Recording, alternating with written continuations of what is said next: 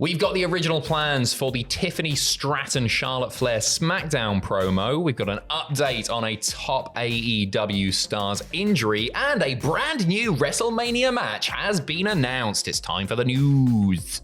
It all kicked off this time last week as Charlotte Flair and Tiffany Stratton got into it on SmackDown in a promo that devolved into a shoot, brother Jack.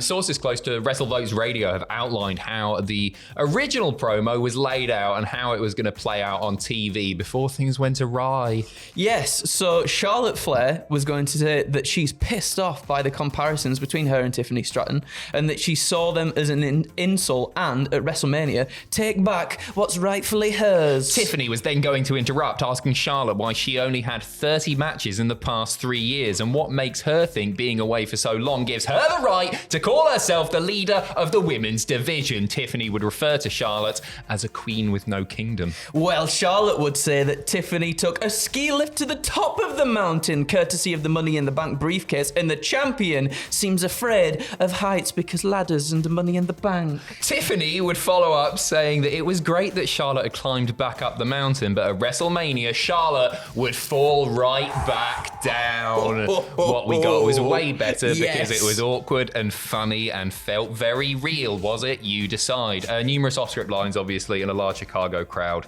meant that it went in a very different direction indeed. To be honest, it sounds like a very, very run-of-the-mill promo with a few barbs, if you want to call them that, in there. I mean, it's fine, but what we got is had everybody talking for the past 7 days. We're still talking about it now. It's been very, very effective indeed. It's, I think, heightened everybody's curiosity in how the match is going to play out at WrestleMania. Are these two women going to be professional, or is it going to turn into a real MMA style fight? Only time will tell. Fightful giving a bit of an update on this, reporting a number of readers asked if the verbal joust changed WWE's planned outcome of the match. Fightful inquired they weren't told who was going to win, but the creative direction hasn't changed in that regard. There is not a heavy concern that things will get out of hand in the ring when the two face each other, which is expected on night 1 of WrestleMania. Interesting stuff indeed. So they are sticking with the plan. They are sticking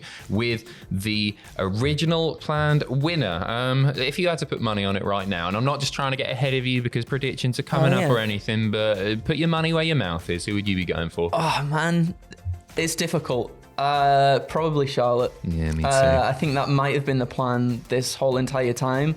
And maybe part of me thought that because the crowd are so behind Tiffany as much as they are at the moment, and very much against Charlotte Flair, I thought maybe they might call an audible and change it and have Tiffany win. I mean, it still remains to be seen whoever was or is the planned winner of this match. But, I think it might be Charlotte.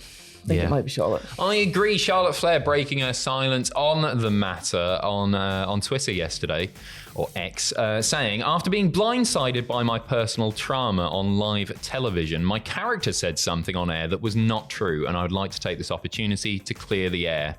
I should have never called the Chicago fans smart. I sincerely apologise. A rare banger of a tweet from Charlotte Flair. Yeah. And it's one thing that perhaps people haven't been talking about enough, because this time last week as well, literally the day of SmackDown, I think it was, where she came out and did that interview. Yes. On what was the name of the show? Sherry. The Sherry Show. And she talked about the difficulty that she faced being compared to her old man, being compared to Rick, who has had many divorces. Charlotte has now been divorced 3 times. And we both agreed that it was a really interesting insight, and Charlotte felt very human in that interview. And then, 12 hours later, Tiffany's bringing that stuff up. Yeah. And so I think that's interesting, because if that was legit, if that was a shoot, and I'm not convinced either way, I have no idea, but I love it. If that wasn't, that's a bit bang out of order. Say what you will about Charlotte, but if she's come out and she's been like, I've been really hurting over this thing, it's really affected my personal life, it's not my confidence and all that, and mental health. For Tiffany to do that, I think the timing was curious. And to me, that makes me lean on the side that, hey, we're getting a bit worked here. It's difficult because I think you're right in a certain sense, but then at the same time, we've been hearing all the reports that Charlotte was the one who went off script first. True. And she's done this a few times before as well with other people. And I think in that sort of like side-by-side, when we had the side-by-side promo interview the other week, that like Charlotte didn't really let Tiffy get a word in and Tiffy looked a bit weak from it. I think like if Tiffy had to clap back, then she had to clap back, you know? And if you're going to clap back, it has to be a big one, doesn't it? Yeah. Maybe that was fresh in Tiffany's mind. I thought, bloody hell, I'll go there. I'll cross the line. As I say, everybody's talking about it. It's work. Top AEW star injury update time. This is via PW Insider. Regarding Pac's injury on last night Dynamite. Yeah, so Pac was seen leaving last night's AEW Dynamite. This comes from PW Insider. He came out of that leaving last night's Dynamite taping on crutches. The belief among talents we've spoken with is that the injury is ankle-based, but no word yet on how severe. Not a surprise at all. It just sucks. Yes.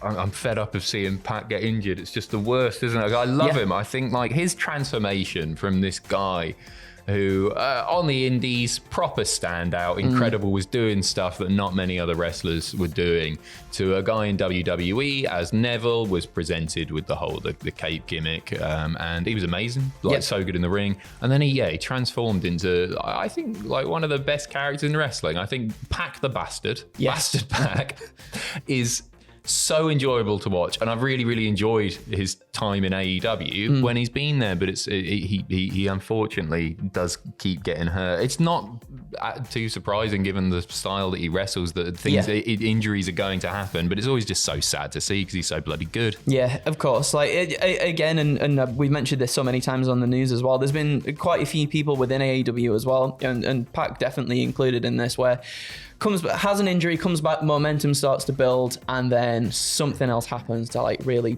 push them back for a little bit. Hopefully it's not as severe and we do see him back sooner rather than later, but again, it just sucks. We send our very best, of course, to the Bastard Pac. And finally, a WrestleMania match has now been announced. We're just talking about injuries there. This is a match that is happening in spite of a current injury, and I'm so glad that they are going ahead with this. Nick Aldis confirming that Damian Priest will step into the ring with one Drew McIntyre at WrestleMania. Obviously, Drew has now been cleared to wrestle once again. This is like such a relief. It's certainly not one of the most hyped matches on the card. They've still got a week and a bit now to build something quickly, so I think they've got their work cut out for them as far as getting the hype up for this match. Yeah, for sure. I think, but then, do you know what? In like the last few weeks, we've seen that happen with matches that we maybe weren't so excited for, say like Jay versus Gunter, and then the whole angle with Gunter absolutely decimating Jimmy in front of Jay in like a really brutal and violent way. Like it was that little segment there, at least for me, that really ramped it up and made me very excited for that match. Agreed. And I think Drew is definitely one of those wrestlers that could do something that could just like change the tide on how we feel about this match. Like, question. Yeah. Have Drew or Damian ever been divorced? And if so, Drew's how many times? Drew's got a cat. Drew's got a... Don't bring the cat into it. Let's bang out a line. Nick Aldis also hinting that he will be addressing the RKO that he received at the hands of Randy Orton at some point, but didn't give details as to when. Orton, of course, is without an opponent for WrestleMania at present because Kevin Owens is unfortunately out injured, away for neck surgery. So I don't know what they're going to do with Orton. He's a big name. They'll obviously want him on the WrestleMania card. People are speculating that it could be Nick himself. That's what I was like, how cool would it be? It'd be amazing. It would be so cool. I'd be well up for it. I'm thinking of like possible opponents for him. Some people are saying like, oh, it could be Joe Hendry. He's in the area, he's doing stuff. So maybe Joe Hendry.